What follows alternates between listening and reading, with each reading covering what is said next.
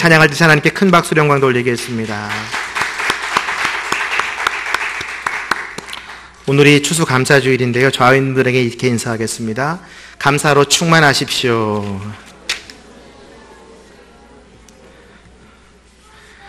저희가 11월 한 달 동안 하나님의 주권이라는 주제로 말씀을 나누고 있습니다. 오늘은 돈과 하나님 대주제 중에 그의 의를 구하라는 제목으로 오늘 김영애 목사님을 모시고 말씀을 듣게 되었습니다. 먼저 하나님 말씀을 봉독하겠습니다. 마태복음 6장 33절 말씀입니다. 우리 한 목소리로 같이 읽도록 하겠습니다. 시작. 오직 너희는 먼저 그 나라와 그 의를 구하라. 그러면 이 모든 것도 너희에게 더해 주실 것이다. 아멘. 은혜와 도전의 시간이 되기를 바랍니다. 김영애 목사님 나오실 때 큰 박수로 축복하겠습니다.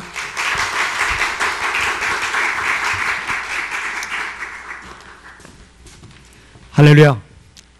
네, 반갑습니다. 이렇게 또 가끔 이렇게 뵈니까 참 좋으네요. 오늘은 정말 하나님의 주권에 대해서 여러분들하고 나누는 시간입니다.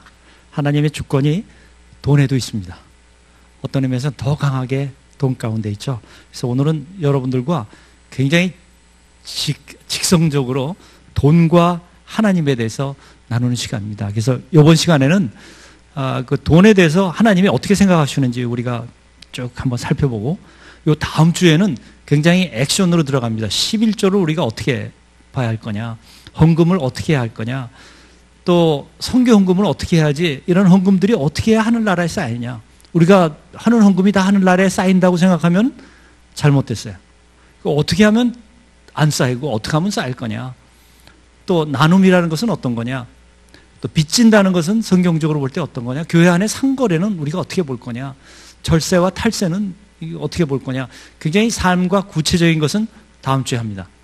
오늘은 여러분들과 그걸 하기 전에 전체적인 하나님 입장에서 돈을 어떻게 볼 거냐, 여기에 대해서 한번 같이 나눠보고, 그래서 요 다음 주 거를 미리 준비하는 그런 시간을 갖기로 하겠습니다. 크리스찬의 삶이라는 것은, 넘어갔나요? 네. 안 넘어가네요.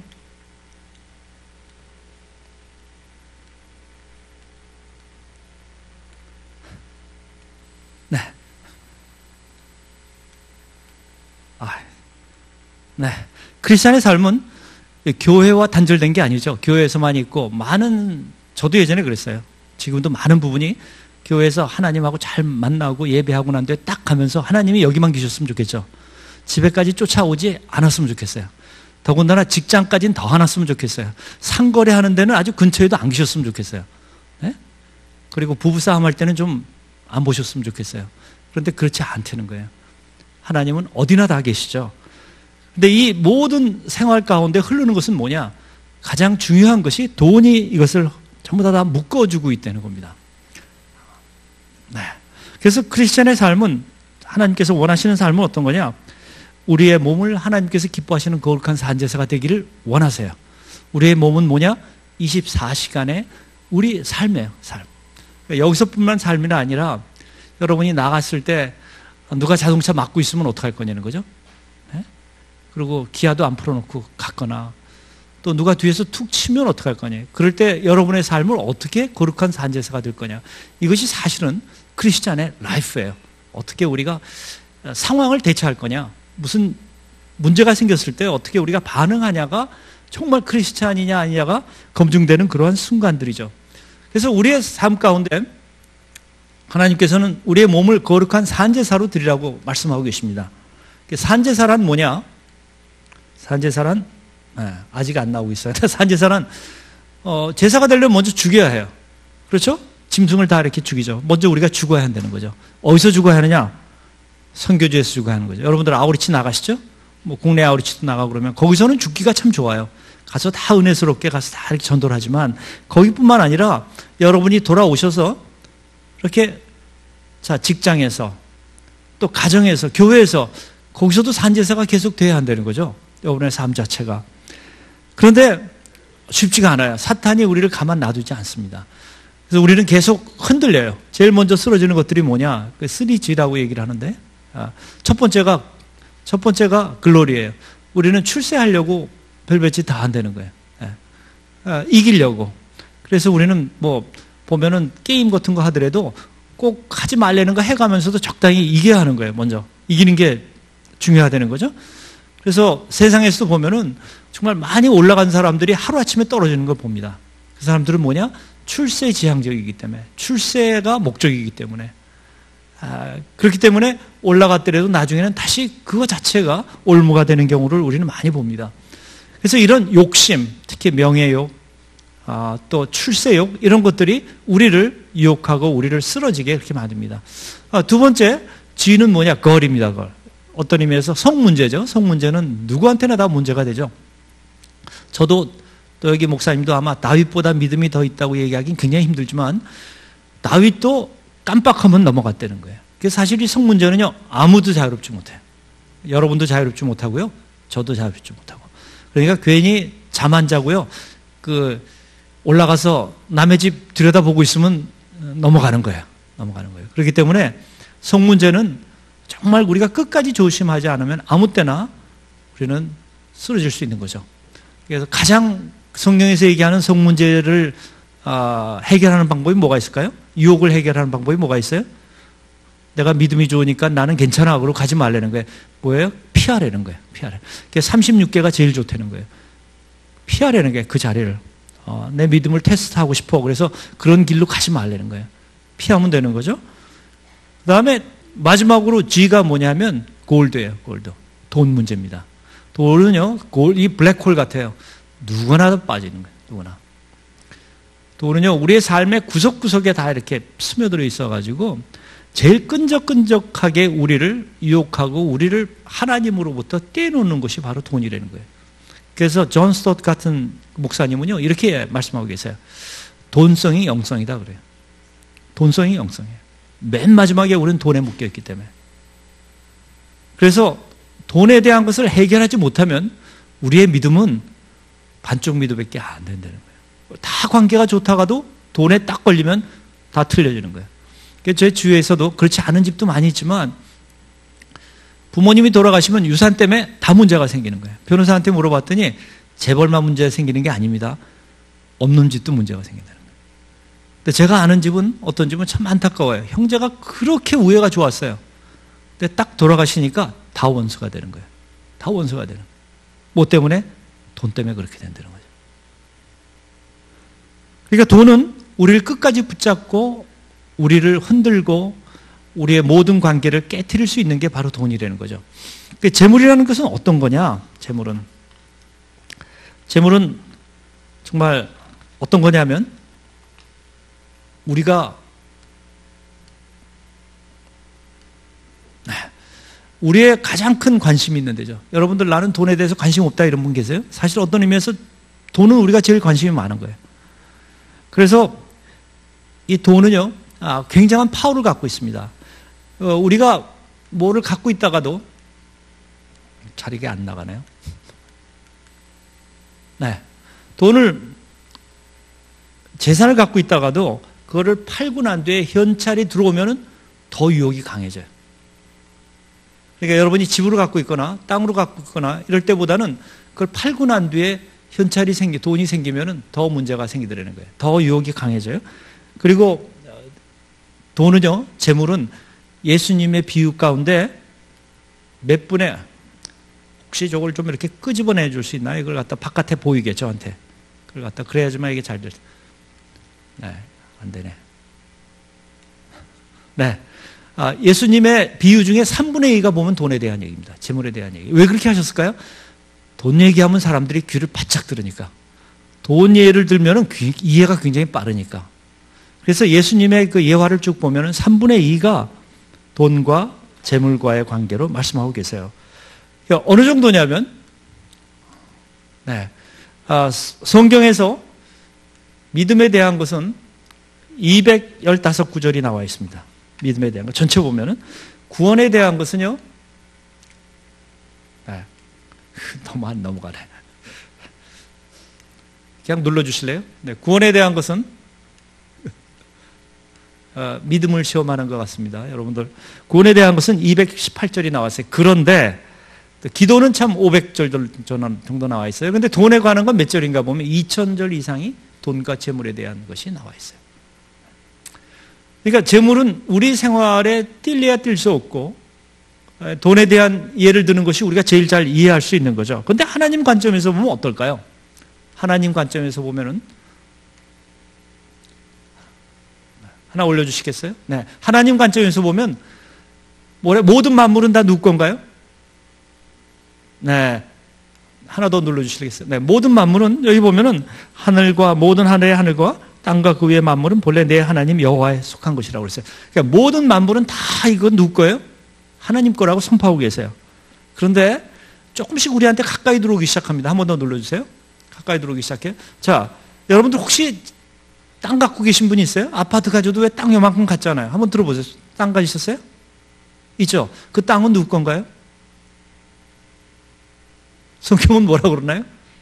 우주 만물은 다 하나님 거 오케이인데 나한테 가까우기 시작하면 우리는 틀려지기 시작한다는 거예요. 눌러주시겠어요? 이 땅은요, 보면은 레위기에 이렇게 나와 있어요. 토지는 다 누구 거라고 그랬어요? 우리가 잘 못 알아들을까봐 하나님이 그래서 토지는 다 내 거라고 그랬어요. 여러분 성경 믿으세요? 아멘? 그럼 여러분 갖고 있는 땅은 누구 거예요? 그건 좀 마음에 안 들죠? 하나님 거예요? 여러분 새벽 기도 나오셔서 하나님이 그거 내놓으라고 하면 어떡하시겠어요? 내 건데 하나님 건데? 굉장히 힘들어져요. 그러면 새벽 기도 안 나오게 돼요. 자꾸만 그런 얘기가 들리면은. 네, 다음 거 해 주시죠. 네, 모든 돈은, 조금 이따. 모든 돈은 하나님 관점에서 누구 걸까요? 보면요. 학계에서 보면 뭐라고 그랬냐면요. 우리가 잘 이해하지 못할까봐 은도 내 것이요, 금도 내 것이라. 그 다음에 아주 도장을 찍습니다. 만군의 여호와의 말이라고 그래요. 그러니까 여러분들 돈 갖고 계세요? 네, 지갑 한번 꺼내보세요. 한번 보죠. 한번 보세요. 잠깐 보셔야 이게 시청각 교육이 중요합니다. 열고 한번 보세요. 안에 저도 돈 있어요? 이렇게? 돈 있죠? 보시죠. 이거 누구 거예요? 성경 믿으세요? 아, 힘들으시세요? 오늘 괜히 오셨죠? 이거 누구 거예요? 불편해지기 시작하는 거예요. 이게 하나님. 어떤 걸 누르면 됩니까? 네. 그래서, 성경은 하나님 거라고 말씀하고 계세요. 여러분 돈 다 누구 거예요? 하나님 거예요? 이제 분명히 아셨어요? 돈은 하나님 거예요. 만약 여러분이 정말 돈을 하나님 거라고 생각하면 여러분 삶은 다 틀려져요. 우리가 그것을 반항할 겁니다. 그리고 하나님은 더 큰 축복을 주신다는 거예요. 내일은 그렇게 해서 하나님이 주시는 축복은 또 뭔지를 우리가 마지막에 볼 거예요. 우리는 추상적으로만 갖고 있고 내 근처로 오기 시작하면 점점 아닌 거예요. 그런데 하나님은요, 참 대단하세요. 만군의 여호와의 것이라고 이렇게, 만군의 여호와의 말이라고 이렇게 말씀하고 계십니다. 돈이라는 것은, 너무나 잘 되네요. 아멘. 감사합니다. 아멘. 돈이라는 것은 부정적인 힘이 너무 커요. 파워가 굉장히 세요. 그래서 만몬이라고 얘기합니다. 그 만몬, 그 돈의 영이에요. 그 만몬은 뭐냐? 어떤 의미에서 하나님의 반대되는 말로 쓰일 정도로 파워가 세요. 많은 사람한테는요, 하나님보다 더 파워가 센 게 만몬이에요. 그렇죠? 돈이 더 중요하잖아요. 더 파워가 세요. 그래서 이 돈은요, 우리의 마음을 하나님으로부터 뺏어가요. 그래서 다 믿음 생활하다 돈하고 결부 딱 되는 순간에 우리는 거기서 스톱하는 거예요. 그거는 아니에요. 그래도 이성적으로 믿어야지 그렇게 맹신적으로 믿으면 안 돼. 그거는 세상적으로 해야지 그렇게 하면 안 돼. 이렇게 되는 거예요. 왜 그러냐? 돈은 자꾸만 우리가 하나님 눈으로 보는 걸 원하지 않고 돈의 파워로 우리를 하나님으로부터 우리를 돈으로 끌고 간다는 거예요. 끌고 간다는 거예요. 그렇기 때문에 이 돈 문제를 해결하지 못하면 우리의 믿음은 마지막 순간에 흔들릴 수밖에 없어요. 마태복음에 이렇게 써 있습니다. 너희가 하나님과 재물을 뭐라고 그랬어요? 겸하여 섬기지 못하느니라. 여러분 둘 중에 하나를 택하시려는 거예요. 근데 우리는 그렇지 않아요. 겸하여 섬기고 싶어요. 그리고 돈을 조금 더 섬겨서 돈이 좀 더 많았으면 좋겠어요. 근데 하나님은 분명히 말씀하십니다. 돈과 하나님을 겸하여 섬기지 못한다고. 만약 겸한 사람이 있다면 그건 하나님을 섬기는 사람이 아니라는 거예요. 아니라는 거예요. 듣기 거북하죠? 돈에 대해서 들어가면 나중에 그러세요. 이거 괜히 들었다 그렇게 얘기하시는 분이 있어요. 그런데 이거를 해결하지 않으면 하나님께서 주신 축복을 우리가 누리지를 못하는 거예요. 그래서 히브리서에서 이렇게 얘기를 하고 있습니다. 돈을 사랑치 말고 있는 바를 족한 줄로 알라. 돈을 사랑하지 말라고 그래요. 돈은 필요해요. 돈은 진짜 돈은 이렇게 성경적으로 보면 돈은 중성에 중립에 중립. 꼭 필요해요. 근데 만무는 그걸 점점 자기한테로 끌고 가는 거예요. 하나님은 돈을 통해서 하나님의 뜻대로 돈을 쓰기를 원하세요. 그러니까 돈에 대한 하나님의 입장은 뭐냐? 그의 나라와 그 의를 구하는 사람이 되기를 원한다는 거예요. 뭘 사용할 때? 돈을 사용할 때, 돈을 벌 때. 돈에 대해서 어떤 사람은 인식을 잘못하고 있는 경우도 많이 있어요. 우리는 가난한 사람이 영적이다. 그건 아니에요. 가난한 건 가난한 거예요. 가난한 게 영적으로 도움이 될 수는 있어요. 그렇지만 가난 이코로 영적은 아니래요. 우리는 정말 영적이 아닌 사람이 가난한 사람들 너무 많아요. 근데 일부러 가난해진 사람이 있어요. 그 영성에 도움이 돼요. 그렇지만 성경에서 보면은 또 부유한 것이 죄가 아니라는 거예요. 부자들이 너무 많아요. 부자들도. 다윗도 어땠을까요? 마지막에 다윗이 부자였었어요. 솔로몬은 너무 부자였었죠. 그게 나중에 이제 솔로몬을 문제로 또 올무가 됐죠. 또 욥은 어떤 사람이었을까요? 그러니까 꼭 부자가 나쁜 사람이 아니래요. 신약으로 들어와도 마찬가지죠. 빌립보에서 처음 교회를 만든 사람이 누굴까요? 자주상인 루디아. 루디아는 아마 돈이 굉장히 많았을 거예요. 또 니고데모, 아리마대 요셉. 꼭 부유한 것이 죄악이 아니라는 거예요. 부유한 것을 잘못 썼을 때 그게 죄악이 되는 거죠. 하나님을 떠났을 때, 만몬에게 붙잡혀 있을 때, 그때 그게 죄악이 되지. 또 돈을 사랑할 때. 그래서 많은 사람들은 이렇게 생각합니다. 돈이 행복을 준다. 정말 돈이 있으면 행복하다. 또 정말 돈이 악의 뿌리냐? 정직하면 못 산다. 정직하면. 어떤 분은 그래요. 너무 깨끗한 물에는 고기가 없어. 그래. 그럼 우린 좀 더러워져야 하나. 그런 그 생각들을 많이 하게 됩니다. 먼저 돈이 행복을 준다. 여러분들 행복을 주나요? 돈이? 주나요? 돈 많은 사람들은 행복할까요? 네. 제가 질문 하나 할까요? 미안해, 질문 하나 해도 한 1년에요. 생활비를 얼마 주면 행복하세요? 얼마? 1년에 생활비.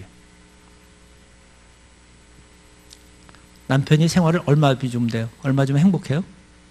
그냥 얘기하세요. 괜찮아요. 네.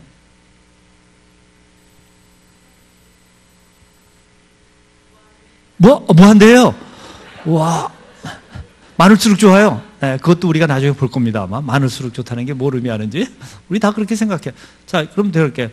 집사님, 남편이 1년에 생활비로 1억씩 줘요. 그러면 좀 행복해요? 좀 괜찮아요? 네, 행복하죠. 그럼 1,000억이면 몇 년 먹고 살 건가요? 계산해 보세요. 1,000억이면. 네? 이자는 말고 없다고 생각했을 때 1년에 1억씩 줬는데 1,000억이라면 몇 년 먹고 사는 거예요? 1,000년이죠. 3,000억이면 몇 년 먹고 살 거예요? 3,000년이죠. 근데 우리 신문 보면요. 뭐 5,000억 유산 받은 사람이 3,000억 더 받으려고 엄마 고소하고 그런 거 많이 보잖아요. 그럼 이상하네요. 그 사람들은 5,000년 먹고 살 거 있는데 3,000년 더 먹고 살려고 행복할까요? 그 사람들이? 네? 행복하나요? 행복한 거는 돈하고 그렇게 크게 상관이 없는 것 같아요. 절대 필요한 양은 있을지 모르지만 돈이 많다고 해서 행복이 비례가 안 된다는 거예요. 그래서 보면은 돈 많은 집일수록 애들하고 아버지하고 다 화목한가요? 신문에 보면 재벌들이 다 화목한가요? 화목한 건 점점 돈이 없는 집이 더 화목한 것 같아요.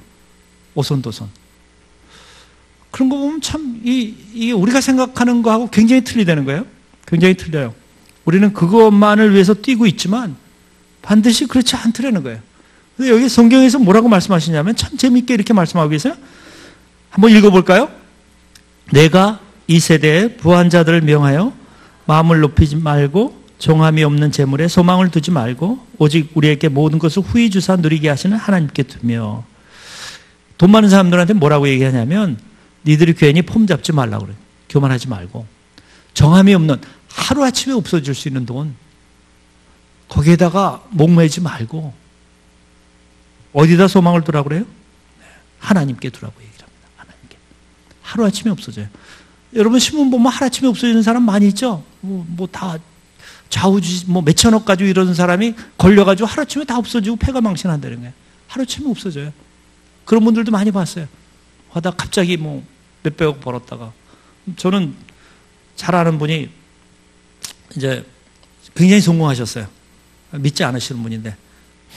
그래가지고 한 300억 정도를 캐시를 갖고 계세요. 300억. 300억이면은 어떠세요? 몇 년 먹고 살 거예요? 300년. 그런데 이분이 저를 보더니 그래요. 저보다 나이가 한 5살 위 되시는 분인데 나는 김영이 참 부러워 그래요. 저보고. 저 가진 게 없는데 저는 K5 타고 가진 것도 별로 없고 그런데 저를 부럽대요. 왜 그럴까요? 300억 가진 사람이 저보고 부럽대요. 자기 왜 그러냐 그랬더니 나가 어떻게 그렇게 거기에 무관하게 살 수 있냐는 거예요. 그리고 자기는 죽는 게 너무 억울하대요. 그리고 자기뿐만 아니라 자기 주위에 같은 또래 친구들이 다 죽는 걸 억울하게 생각한대요. 그분도 지금 그러니까 저보다 5살이니까 지금 거의 80 돼가거든요. 80 가까이 돼가는데 죽는 게 억울해한대요. 왜 그러냐? 벌어놓은 돈 못 쓰고 가는 게 너무 억울하다는 거예요. 쓰고 가지 못하는 게 너무 억울하다는 거예요. 그래서 제가 속으로 그래서 나한테 그거 주면 일주일 만에 쓸 때를 내가 다 찾을 텐데 CGN도 얼마 주고 성교비 얼마 보내고 그럼 우리 지금 쓸 때가 지금 얼마나 많아요. 오늘이 하는 게 얼마나 많아요. 저 일주일이면 다 알 텐데. 근데 그분은 삶이 그렇지 않은 거예요. 진짜 저를 부러워하는 거예요. 여러분들 제가 대단한 사람이에요. 300억 현찰로 갖고 있는 사람이 저를 부러워하는 사람이에요. 네? 어떤 삶을 우리가 살겠냐는 거죠. 어떤 삶을. 돈이라는 것은 뭐냐? 우리는 다시 또 우리는 기도를 많이 해요. 뭘 기도해요? 돈도 주시고 좀 잘 살게 해주고 기도를 많이 합니다. 그래서 드디어 돈이 들어오면 진짜 성공한 걸로 알아요. 할렐루야. 그런데 이 돈 때문에 문제가 생기는 집이 너무 많다는 거예요. 돈이 정말 사랑하기 시작하면 돈이 우리를 먹고 그것이 우리를 멸망시킨다는 거예요. 돈이 모든 걸 해결해 주지 못한다는 거예요.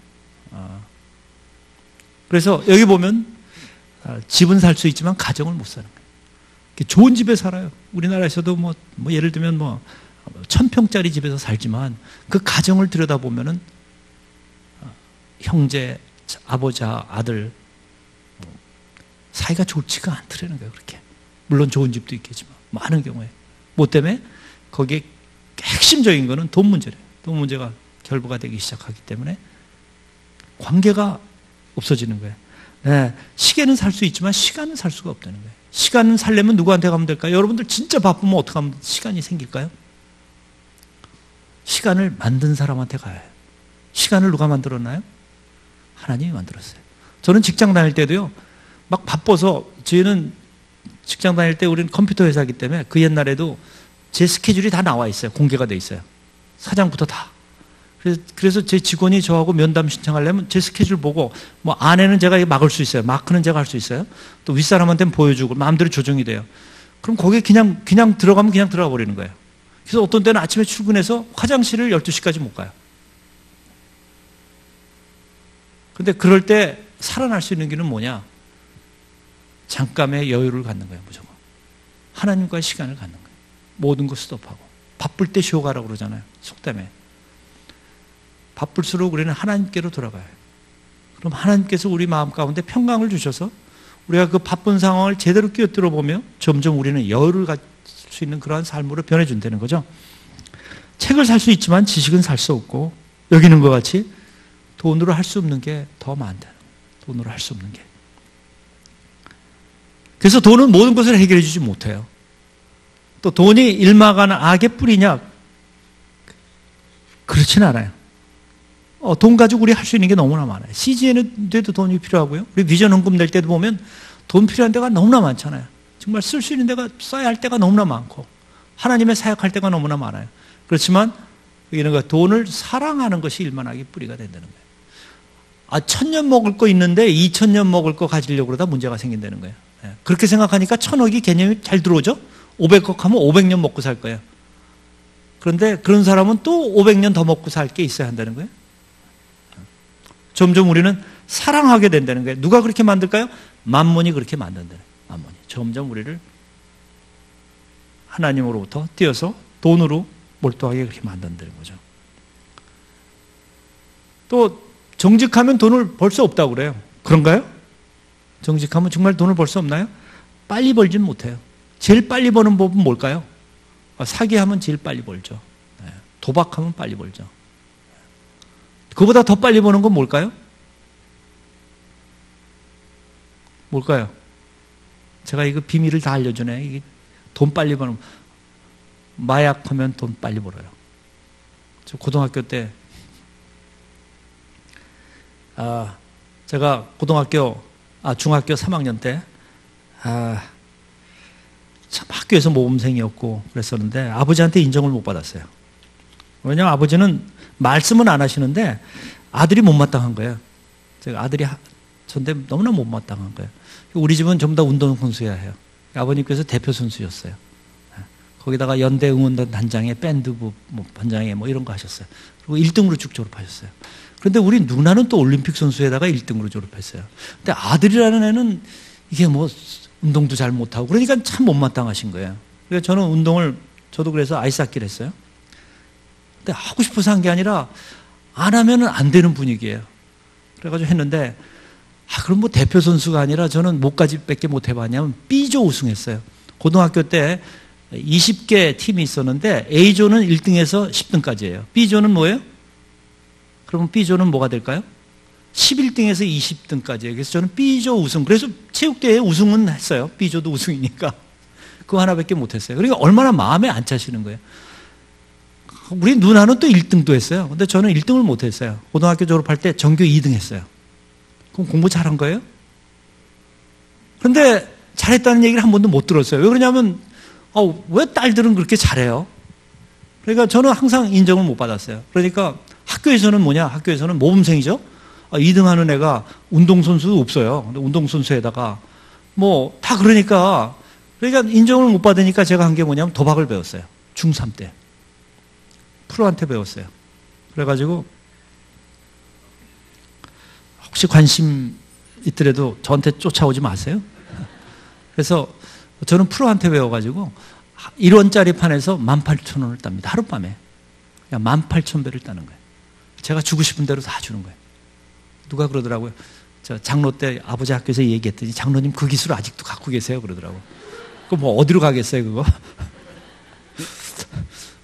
우리 전 목사님한테는 굿땡 주고 이쪽에다가 장땡 주고 그걸 셋이서 배웠어요. 중3 때. 그러니까 여러분들 제가 말씀드린 건 뭐냐면 아들은 인정하지 않으면은 잘못하면은 모범생이라도 학교에서는 저 같은 모범생이 없어요. 그런데도 뒤로 그렇게 잘못될 수도 있다는 거예요. 셋이서 배우는데 한 사람은 고등학교 졸업하기 전에 국가에서 경영하는 호텔로 들어갔어요. 뭘까요? 네, 그 도박보다 더 잘 돈 버는 게 있어요. 뭐예요? 고등학교 때 벌써 마약을 날랐어요. 마약은 여기서 부산까지 날려주면 그냥 뭉탱이 좀 생기니까. 네. 그 다음에 또 한 사람은 대학도 못 가고 다 터졌어요. 저는 할머니께서 하루 종일 아무것도 안 하시고 기도만 하시는 분이에요. 저를 위해서 기도를 많이 하셨을 거예요. 저는 고등학교 1학년 때 손을 씻었어요.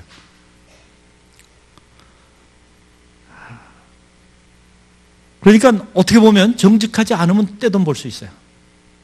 그때 등록금이 몇백 원 해서 1,000원도 안 됐었어요. 거의 18,000원 벌면요. 18,000배니까 10,000원짜리 판에서는 얼마 버는 거예요?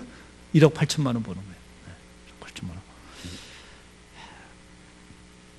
그런데 정직하면요. 금세 돈은 벌지 몰라요. 금세 돈을 벌지 못할지는 몰라요. 그렇지만 궁극적으로 그런 사람들이 성공하더라는 게, 그 어디서 얘기하냐? 이제 기업에서 얘기를 해요. 기업에서. 뭐라고 그러냐면요. 정직한 것이 전략이 돼야 되는 거예요. 정직한 기업이 이긴다는 거예요, 나중에. 제가 아는 한 장로님은요, 코스타 운영위원회, 그분이 이제 운영위원장을 맡으시고 저도 거기 관여를 했었는데, 그분은 거의 10년 동안 망할 뻔하셨어요, 옛날에. 왜 그러냐면 다 그 세금 안 내려고 영수증 없이 거래할 때 이 양반은 영수증 없으면 거래 안 하는 거예요. 자기는 정직하게 하겠다. 그 옛날에 거래를 아무도 안 하는 거예요. 거의 10년 동안 망하기 직전인데 갑자기 그 히타치인가? 히타치 어디? 거기서 총판을 구하는데 뭐 재벌도 어플라이하고 다 했는데 갑자기 이 사람한테 찾아온 거예요. 너한테 주겠다, 총판을. 음향기기. 왜 그러냐 그랬더니 얘기 들어보니까 네가 제일 정직하다고 그러더라. 그래서 그 총판을 받으셨어요. 그러더니 얼마 있다 보스가 또 이 양반한테 총판을 줬어요. 보스 스피커. 그래서 이 기업은요, 세계에서 유명한 음향기기가 됩니다. 기기 사업이 됩니다. 그래서 월드컵에도 이 양반이 음향기기를 다 설치하고 기술 다 하는 사람, 그런 것까지 올라갔어요. 그렇게 되기까지가 힘이 들어요. 10년을 고생했어요. 그렇지만 정직한 것이 그 사람은 굉장히 제일 큰 자산이 됐다는 거예요. 자산이. 지금도 제가 굉장히 존경하는 장로님이에요. 근데 기업들이 이제는 앞에 나서서 그래요. 정직이 전략이다 그렇게 얘기해요. 그래서 이건 뭐냐? 우리가 여러분들이 사업할 때라도 결국 그 나라와 그 일을 구하려는 거예요. 거기서.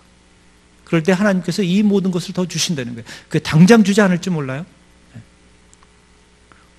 그렇지만 합력해서 선을 이루신다는 거예요. 이분은 10년 만에 들어가기 시작. 어떤 사람은 20년 걸릴 수도 있어요. 그렇지만 궁극적으로 하나님이 원하시는 이 모든 것을 더하시라는 것이 삶 가운데 이루어지더라는 거죠. 하나님의 원칙은 뭐냐? 재물은 하늘에 쌓으라는 거예요. 하늘에. 그래서 하나님께서는 재물을 어떻게 하냐면 오직 너희를 위하여 보물을 하늘에 쌓아두라. 거기는 녹도 안 들고 뭐 도둑도 없고 그런데 거기다 쌓아두라는 거예요. 우리는 요 다음 주에 어떻게 하면 하늘에 쌓아두는 거를 갖다 배울 겁니다. 그러니까 하늘에 점점 쌓아둬야지 여기 쌓아둬야 소용이 없다는 거예요. 그럼 자기다 쌓아주면 쌓아둘수록 정말 네가 1000년 먹을 거 있으면 2000년 먹을 것도 쌓아두고 싶고 5000년 먹을 거 쌓아두고 싶고 그것도 부모 다 고발해가면서 그렇게 되는 사람이 되기가 쉽다는 거예요. 그리고 돈에 대해서 하나님의 원칙은 뭐냐면 거저받았으니 거저주라는 거예요. 그러니까 교회에서 그 거래는 뭐예요? 거저받았으니 거저주라는 거예요. 주님께서 말씀하신 게 뭐예요? 속옷 달래면 뭐까지 주라고 그랬어요? 겉옷 주라고 그랬죠. 그때 사람들은 어떻게 알아들었을까요? 겉옷은요, 재산 목록 1호입니다. 그렇기 때문에 겉옷을 조당 잡히면은 해지기 전에 어떻게 하라고 그랬어요? 돌려주라고 그랬어요. 그거 없으면 얼어 죽어요. 이스라엘 저녁 밤 춥습니다, 아주. 그래서 그거 덮고 자야 하는 거예요. 재산 목록 1호예요. 그래서 그 당시에 사람들이 속옷 달려면 겉옷까지 줘라는 것은 무슨 뜻이냐면 누가 와서 뭐 달라고 그러면 있는 거 다 주라는 거예요. 다. 지금 우리는 할렐루야, 뭐 겉옷 많은데 하나 좀 그러지 않아도 입지 않는 거 많은데 하나 주면 되지. 그 뜻이 아니에요. 다 주라는 거예요. 다 주라는 거죠. 예, 거저받았으니까 걷어주라는 거예요. 그래서 교회 안에서 특히 주의와 거래 가운데 우리는 거저주는 게 제일 성경적이에요. 거저줘서는 관계가 안 깨져요. 거저줘서는. 빌려줘서 이제 문제가 생기기 시작하는 거예요. 빌려줄 때 어떻게 빌려주는 게 성경적인 것은 다음 주에 우리가 보겠습니다. 빌려주고 상거래가 일어나고 할 때 문제가 생기는 거예요. 왜 그러냐면 그 가운데 돈이 들어갔고 그 돈을 세상적인 눈으로 보기 때문에 더 문제가 생길 수가 있다는 거죠.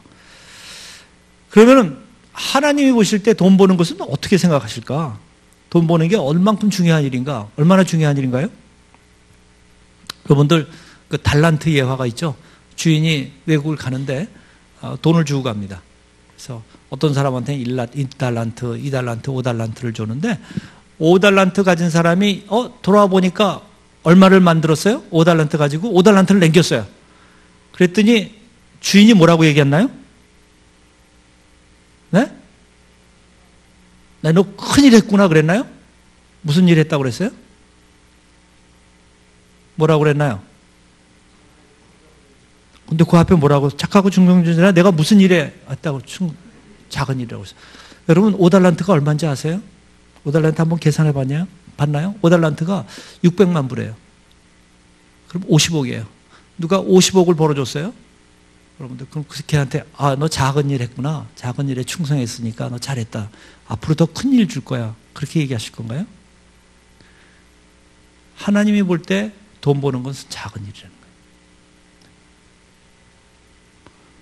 거예요. 5달란트를 남겨둔 사람한테 벌어준 사람한테 말씀하신 것은 뭐냐? 내가 작은 일에 충성하였음에 내가 많은 것으로 내게 맡기리니 내 주인의 즐거움에 참여할지어다. 예수님은 또 어떻게 하셨나요? 돈에 대해서는. 거라사 군대 귀신 걸린 사람한테 귀신들이 돼지 떼에게 들어가겠다고 그랬더니 허락을 하셨죠. 그때 몇 마리가 들어갔죠? 귀신이? 군대 귀신이 2,000마리한테 들어갔죠. 그래서 다 물에 빠져 죽었잖아요. 한 사람, 귀신 들린 사람 살리기 위해서 돼지 몇 마리가 없어진 거예요? 2,000마리요. 2,000마리. 얼마일까요, 그게? 이게 바로 며칠 전 네이버에서 찾은 시세예요. 네? 이 강의 때문에 제가 찾았어요. 요새 시세가요, 100kg 돼지 한 마리에 약 20만 원이에요. 20만 원에서 24만 원 왔다 갔다 해요. 20만 원이에요. 그럼 얼마일까요? 2,000마리면 4억 원이에요. 예수님은요, 귀신 들린 사람, 그것도 뭐 대학 나오고 뭐 여러분들 뭐 있고 뭐 이렇게 직장에 있고 멋있는 사람 위한 거 아니에요. 귀신 들려서 엉망인 사람 하나 살리기 위해서 2억, 4억 그냥 다 쓰시면. 그럼 정말 중요한 게 뭘까요? 우리는 한 사람의 영혼을 구원하기 위해서 4천만 원을 쓸 용의가 있으세요?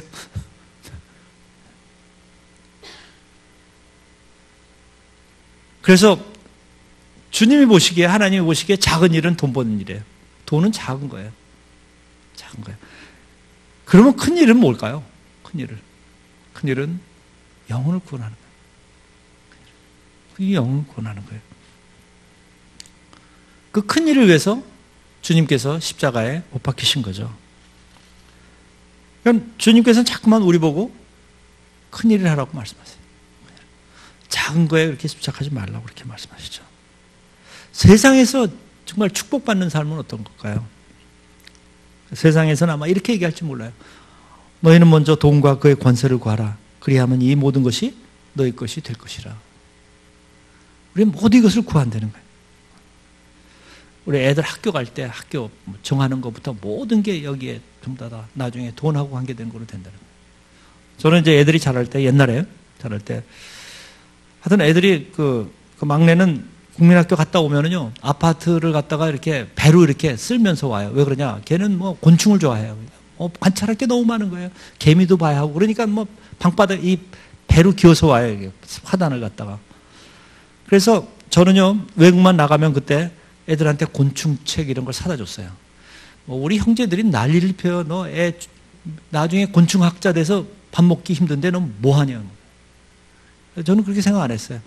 자기가 가장 좋은 거 하려는 거예요. 그랬더니 걔가 자기는 요리도 좋아한대. 요리 그럼 좋다. 그 옛날에 그것도 좋다. 그때 요리했으면 아마 제가 삶이 더 편했을지 몰라요. 걔가 지금 뭐 요새 텔레비에 막 뜨고 그러니까. 본인이 좋은 거 하려는 거예요.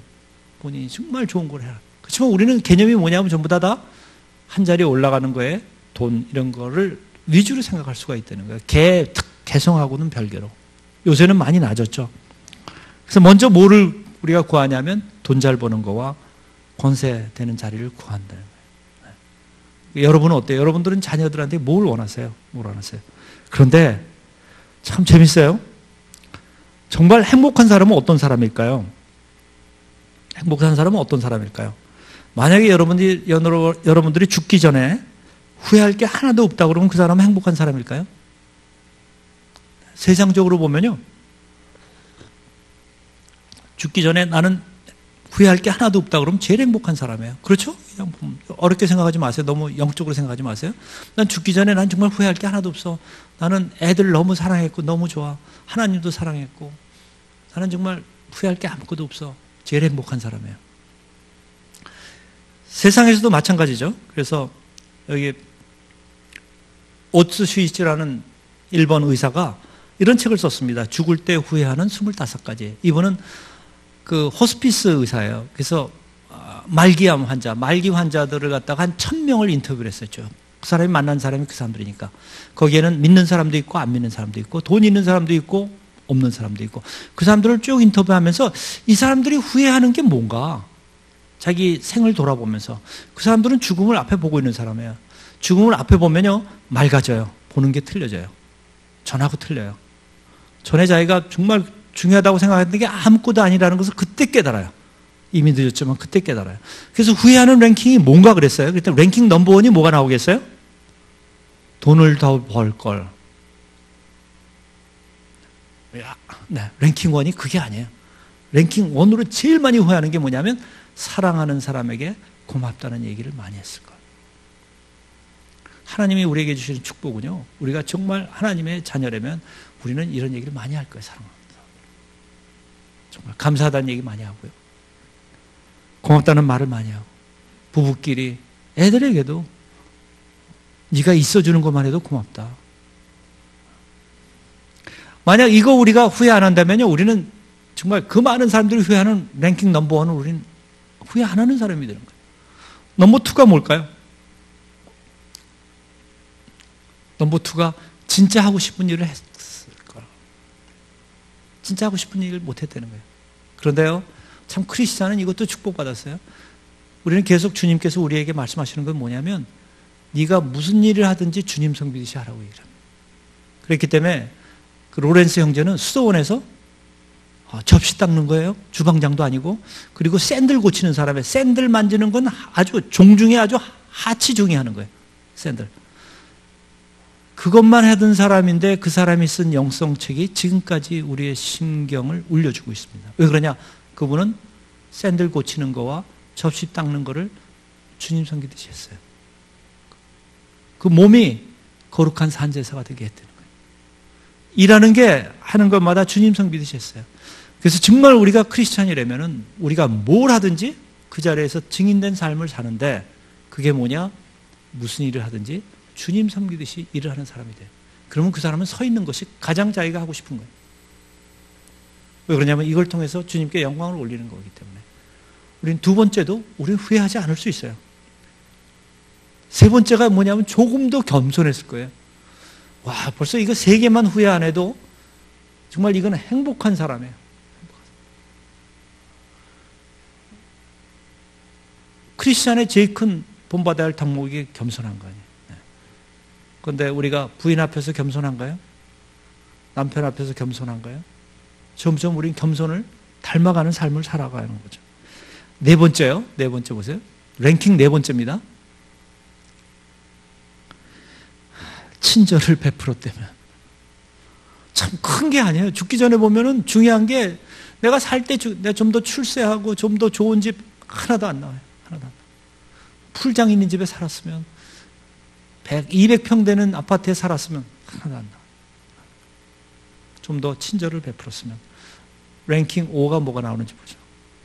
나쁜 짓을 하지 않았으면. 여러분들 정말 크리스찬으로 살면요, 하나님께서 주시는 놀라운 축복은 뭐냐? 우리가 죽을 때 후회하지 않고 행복할 수 있다는 거예요. 세상 사람들이 부러운 삶을 살 수 있다는 거예요. 돈에 대해서 10번째로 나옵니다. 뭐냐면 죽도록 일만 하지 않고 괜히 돈 번다고 이런 거 다 못했다는 거예요. 후회하는 거예요. 괜히 돈 번다고 괜히 이 중요한 거 아무것도 못했다는 거예요. 관계 다 깨트리고. 돈을 더 벌었으면 나오는 게 아니에요. 여러분은 어떤 삶을 살고 싶으세요? 여러분 죽기 전에 후회하는 삶을 살겠어요? 그렇지 않겠어요. 근데 하나님께서 우리에게 주시는 축복은 뭐냐면요, 오늘 설교 말씀같이 우리가 듣고 보고 배운 것을 지키는 사람들은 하나님께서 놀라운 축복을 주신다는 거예요. 그 축복이 어떻게 보면은 후회하지 않고 죽을 수 있는 축복을 주고 정말 행복한 삶을 살다가 우리는 많은 경우에 돈 때문에 모든 시간을 썼습니다. 그런데 우리가 하늘나라를 바라보고 죽기 직전에 볼 때는 그거는 아무것도 소용이 없는 것을 깨닫기 시작합니다. 하나님은 우리가 크리스찬은 죽기 전에 깨닫는 것이 아니라 그 전에 깨닫고 그 전에 하나님께서 주신 그 축복을 누리는 삶을 살기를 하나님께서 원하세요. 그래서 축복받는 삶은 뭐냐? 우리 삶 가운데 그 나라와 그 일을 구하자는 거죠. 돈과 권세를 구하는 것이 아니라 그 나라와 그 일을 구할 때 이 모든 것을 더 준다는 거죠. 얼마 전에 제가 이것을 말씀으로 끝을 내려고 그러는데, 얼마 전에 한 4주 전에 제가 보스턴을 잠깐 다녀오는데 떠나기 전에 문제가 생겼어요. 저희가 3층에 사는데 2층 침실에 물이 떨어지기 시작했어요. 왜 그랬을까요? 우리 집에서 누수가 일어나기 시작한 거예요. 온수 파이프가 터진 거예요. 어디서. 아파트가 한 17년 됐어요. 그래서 터진 거예요. 여러분 자고 있는데 침대 위에서 물이 천장에서 떨어지기 시작하면 기분이 어떠세요? 할렐루야 그러세요? 네? 저는 몰랐어요. 그분이 올라오셨어요. 올라오셔가지고 그 전에 이제 관리소에서 우리한테 얘기를 해주고 우리도 이제 누구 부르고 막 그랬는데 올라오셨더라고요. 우리가 미안하다고 그랬더니 올라오셨어요. 올라오셔가지고 그분이 하시는 말씀이 첫 마디가 우리 보고 얼마나 힘드시네요. 제가 쇼크 먹었어요. 우리 보고 첫 마디가 우리 보고 얼마나 힘드시네요. 얼굴이 막 짜증난 얼굴이 아니에요. 나 같으면 내 침실에 물이 떨어지면은 나는 정말 막 완전히 뭐 앵그리버드 같이 뭐 이러든지 뭐 올라가서 그럴 수 있냐고 뭐 이럴 텐데 그게 아니에요. 얼마나 힘드냐고 우리 보고. 그분은 어떤 분이에요? 우리의 마음을 헤아리는 사람이에요. 헤아리는 사람. 그래서 우리가 정말 미안하다고 그래서 그걸 수리를 했어요. 고치는데 이게 물 새는데 찾는 게 힘들더라고요. 처음에 첫사람이 왔는데 엉뚱한 데를 다 깼어요. 우리 세멘트로 다 돼 있으니까. 그러니까 아니에요. 그래서 그 사람 이제 가버리고 또 한 사람 이제 또 소개해줘 갖고 하는데 이 사람 정말 황야의 무법자 같은 사람이 생긴 것도 키도 크고 무섭게 생겼어요. 그리고 자기가 80만 원 주면 틀림없이 찾아준다는 거예요. 그 대신 그렇지 않으면 지금 얘기하래 그러면 안 한대. 근데 뭐 괜찮은 것 같아. 장고같이 생기고 그래가지고 좋다고 했더니 뭐 기계를 갖고 왔는데 많이 갖고 왔어요. 막 컴프레서에다 뭐 딱 찾는 거예요. 그냥 찾아가지고 80만 원이에요. 그래서 80만 원을 찾았다고 그랬더니 그 다음날 밑에 집에서 올라왔어요. 올라오더니 우리한테 그러는 거예요. 자기 남편하고 둘이 기도했대요. 우리 집에 80만 원 생기게 기도했다는 거예요. 80만 원. 우리 집에 80만 원 생기게 해달라고 기도했대요. 그 집은 물이 떨어지고 있어요. 그때도 침실에. 또 딴 데도 떨어져요. 옆방에 또 떨어져요. 얘기 들어보니까 세멘트 여기 그 물이 새기 시작하면 어디로 떨어질지 모른대. 그 배 가지고 다 그냥 아무데나 떨어질 수 있다는 거예요. 한 달 정도 떨어진대요. 다 없어지려면. 어떤 때는. 그래서 저희가 괜찮다고 그리고 전부 다 우리가 도배를 다 해드리겠다고 그랬어요. 그 다음날 올라오셨어요. 또 기도하고 새벽 기도 갔다가 올라오셨다고. 자기 남편하고 기도를 같이 했는데 이게 2층에서 우리가 잘못한 게 아니라는 거예요. 우리가 일부러 막 깨서 물 나오게 한 것도 아니고 자기가 그냥 터진 거라는 거예요. 그러니까 남편하고 기도했는데 반반씩 물면 어떠냐고. 자기 집 도배하는 거. 다 돈하고 관계된 겁니다. 참 기가 막힌 사람이에요. 지금 아내하고 제가 그랬어요. 하나님께서 틀림없이 이 사람을 통해서 우리 목사부에게 주시는 메시지가 있는 것 같아. 우리가 뭐가 되게 잘못됐든지. 그래서 제가 뭐라 그러냐면 걱정하지 마세요. 우리가 보험을 들어서 20만 원만 공제하면 이건 다 처리가 됩니다. 우리 집은 안 되지만 거긴 다 처리됩니다. 그랬더니 내려갔어요. 가더니 또 이틀 후에 올라오더니 그래요. 그 20만 원 우리 집에 생기게 하라고 자기 남편하고 새벽 기도에 또 기도했대요. 와, 나 어떻게 뭐 얼굴은 막 은혜가 넘치는 얼굴이에요. 물이 떨어지고 있어요. 그때도 침실에서. 근데 얼굴은 은혜 받은 얼굴이에요. 그런데 이상하게 그날 20만 원 생겼어요. 지금 몰랐는데 그러고 난 뒤에 그날 누구 친구하고 얘기하는데 보니까 네 집에서 혹시 식구 중에 한 사람이 더 삼성 거기에 똑같은 보험에 들었으면 20만 원도 공제도 그것도 없어진대요. 다 내준대요. 보니까 우리 딸이 들었어요.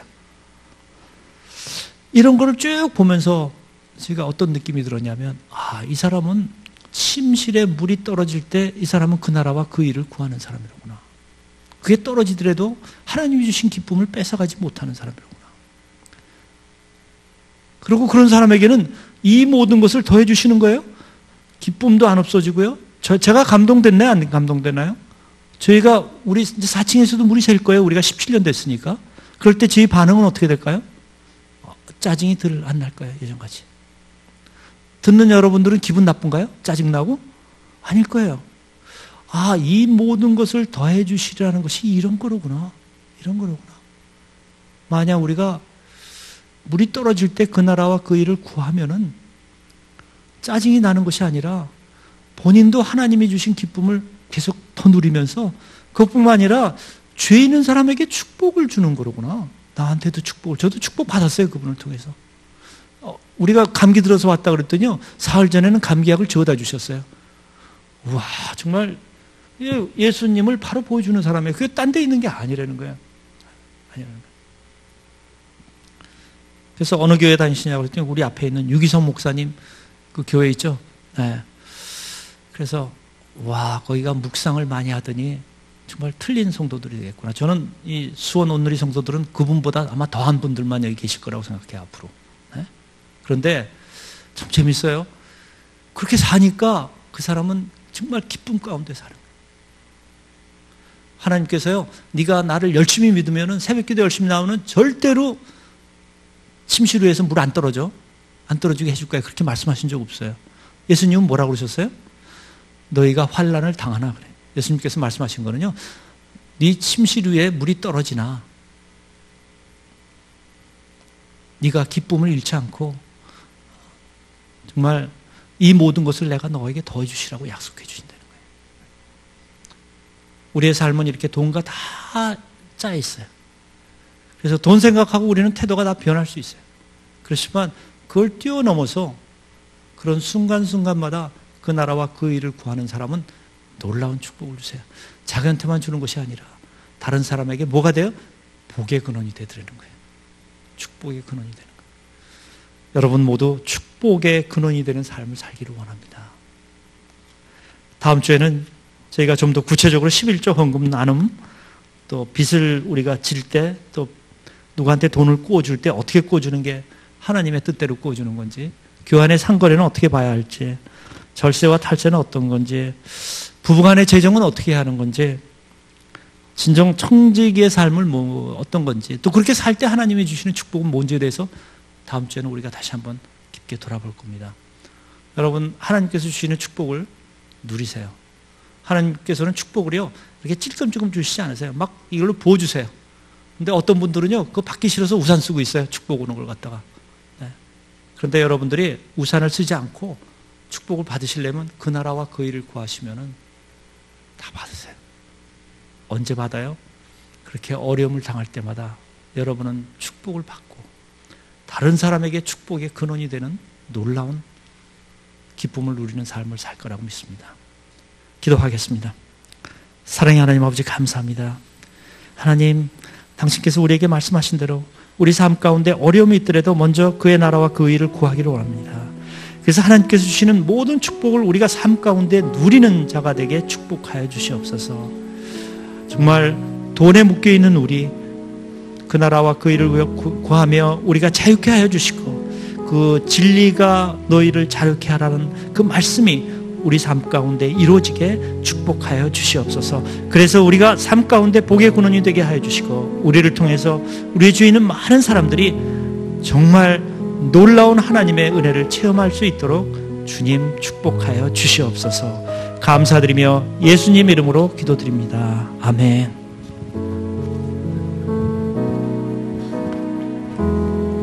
함께 말씀을 생각하면서 기도하기를 원합니다. 하나님,